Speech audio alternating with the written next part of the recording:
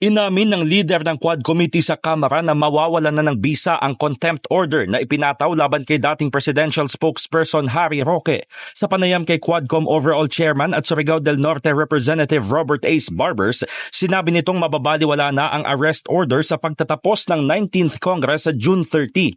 Pero depende anya ito sa hakbang ng Department of Justice. Wala na kaming power to implement the contempt order.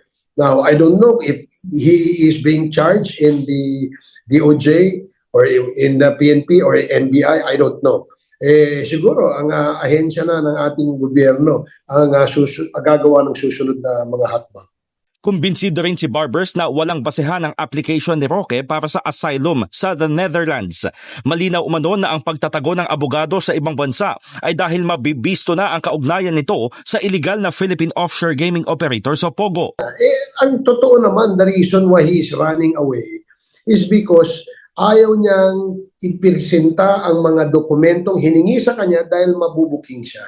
Yung kanyang involvement dito sa illegal na Pogo, sa pag-abogado niya dito sa mga illegal na gawain ng mga Chinese syndicates, no?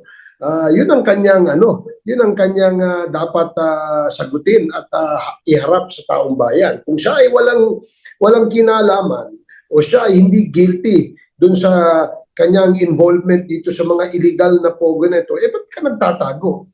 Diba? Huwag ka magtago. Mababatid na nagtungo sa the Netherlands si Roque kung saan naroon si dating Pangulong Rodrigo Duterte na kasalukuyang nakapiit sa detention facility ng International Criminal Court. Hindi na isama sa defense team ni Duterte si Roque.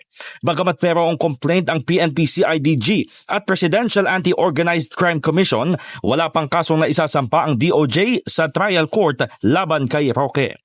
In the heart of changing lives, ako si Brigada Haji Caaminio ng 105.1 Brigada News FM Manila, The Music and News Authority.